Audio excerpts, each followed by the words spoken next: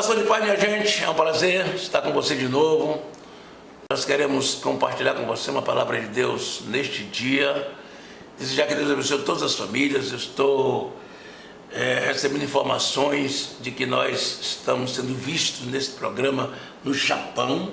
Pessoal lá de Nagoya, os brasileiros de Nagoya, um abraço fraternal para o pessoal de Nagoya, no Japão.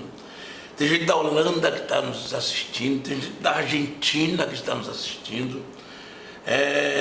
E são países novos, nós temos mais de 15 países que nós temos informação de que está assistindo o nosso programa, é maravilha.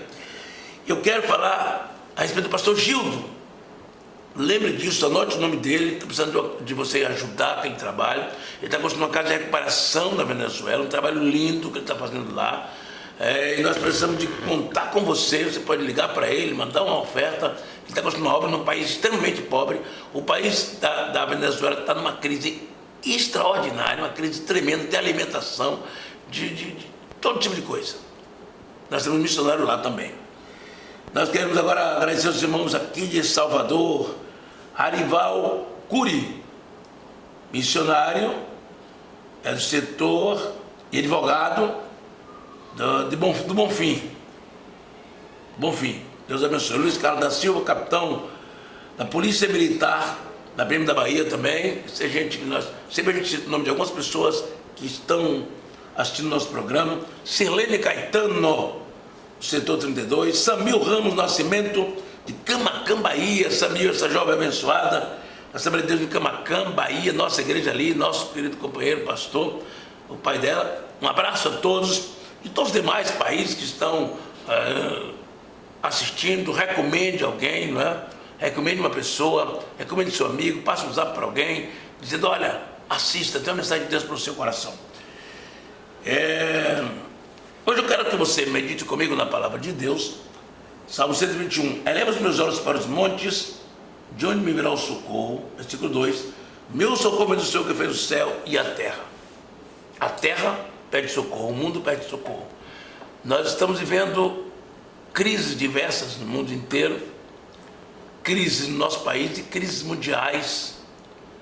As coisas que estão acontecendo no Oriente Médio, as coisas que estão acontecendo com milhares e milhares de pessoas saindo de barcos frágeis e afundando no oceano em busca da Europa. São milhares de pessoas morrendo. Uma crise que vem dos países das guerras do Oriente Médio, que é uma coisa gravíssima, né? Da Síria, que é um país que está sendo vítima de uma violência terrível. E aí vem o mundo inteiro, são crises diversas. Nós estamos falando de crises mundiais por todo lado. Mas eu quero chamar a sua atenção para nossas crises aqui internas, nossas crises pessoais. Nós enfrentamos crises financeiras. Hoje o país tem 12 milhões de desempregados. Fora os outros que são subempregados, que agora são estatísticas do IBGE, com mais de 24 milhões de pessoas carentes de um salário digno, no sentido de que estão subempregados. E 12 milhões de desempregados, literalmente 11 milhões e tanto, quase 12 milhões.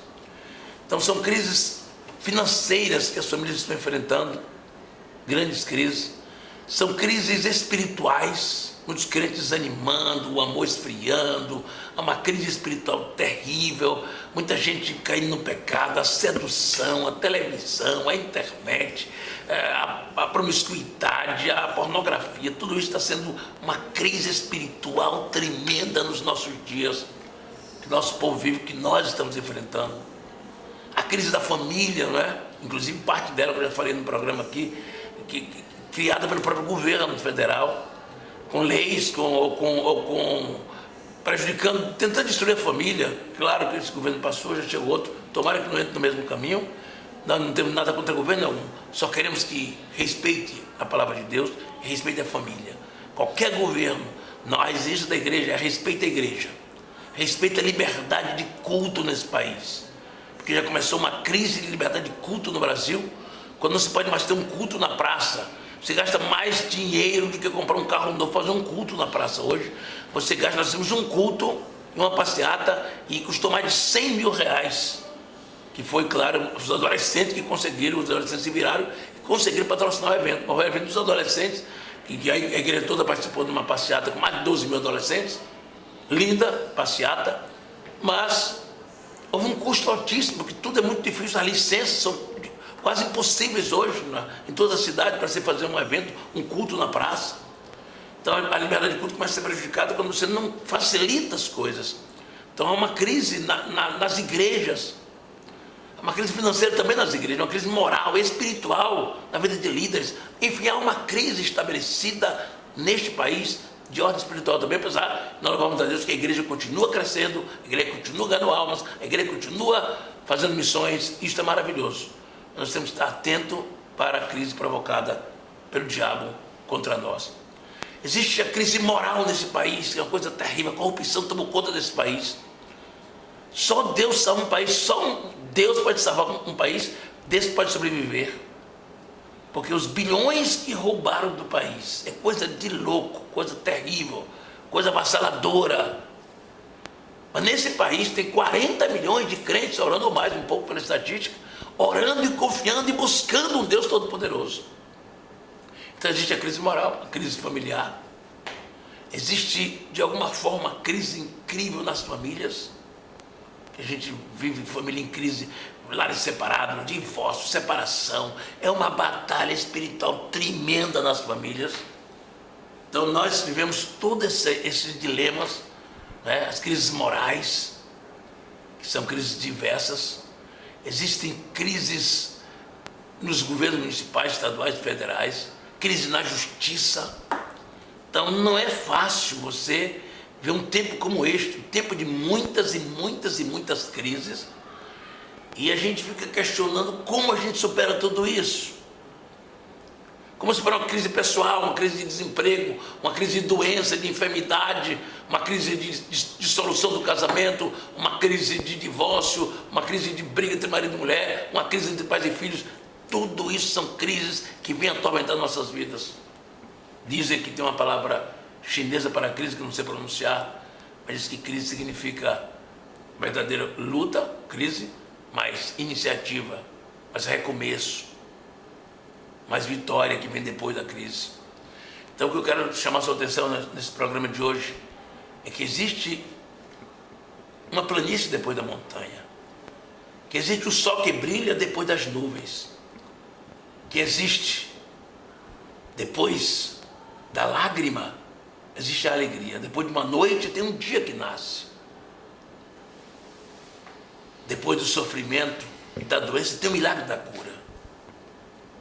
Depois do pecado, a Bíblia diz que onde abundou o pecado, superabundou a graça. Onde abundou o pecado, superabundou a graça. Onde a crise bateu, onde o problema aconteceu, onde o problema é insolúvel, não existe solução para esse problema. Eu quero chamar você agora para nossas crises pessoais, familiares, mais próximas de nós. Crises nacionais que nos alcançam também, como desemprego, falta de dinheiro. Primeira coisa que eu quero que você pense é o seguinte: não posso desistir. Não desista. Não posso desistir.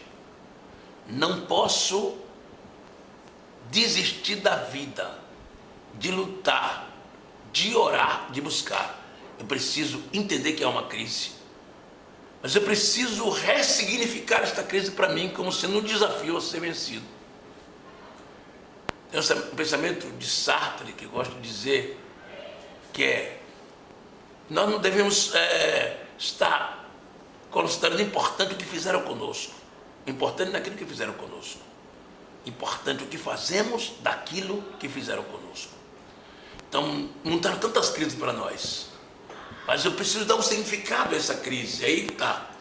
As pessoas podem ao mesmo tempo, numa crise, desanimar, se suicidar, ir para o fundo do poço, terminar o casamento, destruir sua família, se acabar, ou pode ressignificar isso espiritualmente, pode considerar que isso é uma batalha espiritual a ser vencida, pode considerar que isso é uma luta que vem para você vencer, uma provação que vai redundar em vitória. Então, o significado que você dá à sua crise, que vai fazer de você um derrotado ou um vencedor. Paulo disse assim, na crise, Paulo diz, miserável que sou, pois o bem que eu quero eu não faço, mas o mal que não quero sempre estou a fazer. Isso é a crise. Mas como é que eu enfrento a crise? Aí o meu Paulo me ajuda, ele diz assim, posso todas as coisas naquele que me fortalece. Em todas essas coisas somos mais do que vencedores. Ou seja, Paulo ressignifica a sua crise. Diz, nem em Cristo eu posso todas as coisas, eu posso ser um vencedor. Então o primeiro passo é reconhecer que tem uma crise. O segundo passo é não entrar em pânico, em desespero, em depressão, em estresse profundo. Eu não me entregar a esta crise. Tem um problema familiar sério que você está enfrentando, uma enfermidade incurável, como é que diz que é incurável, tem um desemprego que você não sabe como resolver, sua firma abriu falência, faliu. Em nome de Jesus, não entre em desespero. O justo viverá pela fé. Então, primeira coisa, não desista. Entenda que uma crise pode ser mudança de rumo para você. Uma crise pode ser um recomeço. Então, primeira coisa é você reconhecer que tem a crise. Segunda coisa, não desistir. Terceira coisa que você precisa fazer é ter calma, analisar os prós e os contras, ver o próximo passo que você vai dar e dar o próximo passo. É tomar uma atitude, como o filho pródigo estava na crise, lá desesperado comendo comida de porco, mas ele tomou atitude, disse, vou falar com meu pai. E meu pai vai ter misericórdia de mim, e eu vou restaurar, pelo menos, meu emprego naquela fazenda. Então, quando você estiver nesse desespero total, nessa crise incrível, tome uma atitude. Diz assim, não vou entrar em depressão, não vou ficar desesperado, e eu vou encontrar um caminho. E a partir daí você vai orar sobre esse caminho. Ore. Ore e ore. E depois de orar, faça alguma coisa, aproveite as oportunidades. Eu estava contando uma história que eu li há pouco tempo atrás, uma história tão simples. Duas pessoas eram empregadas na mesma empresa. Os dois trabalhavam no mesmo lugar. Então os dois foram desempregados, os dois tinham em torno de 40 anos de idade. Um deles entrou em depressão, 3 anos depois ele morreu. Mas o outro pegou aquele dinheiro da indenização que ele recebeu, construiu alguma coisa e fez um negócio. E ficou bem de vida. E viveu muitos anos, ainda vive muitos anos com recursos daquele trabalho novo, daquela nova ideia que surgiu. Eu quero que Deus te dê novas ideias na crise, novas saídas para a crise. E a crise você precisa ter atitudes. Primeiro de orar, de ler a Bíblia, de confiar no Senhor. Atitude de fé. E atitude de criatividade, de iniciativa para um novo começo. As pessoas, às vezes, há uma coisa chamada estresse pós-traumático na psicologia, que a pessoa tem um estresse de uma coisa que lhe aconteceu e ele nunca mais se restaura. Ele vai ficar o tempo todo sofrendo, porque nós estávamos trabalhando essa semana numa palestra sobre cura interior lá em Ilhéus. E uma irmã daquele ambiente, ela levantou e falou que o filho dela morreu e a partir dali a vida dela acabou. Às vezes uma coisa nos acontece e a nossa vida se acaba. Nós podemos recomeçar das cinzas. É uma coisa linda que o apóstolo Paulo fala, que da fraqueza tiraram força. Que o escritor dos Hebreus, da fraqueza tiraram força. Tire força da sua fraqueza. Tire alguma coisa do seu nada.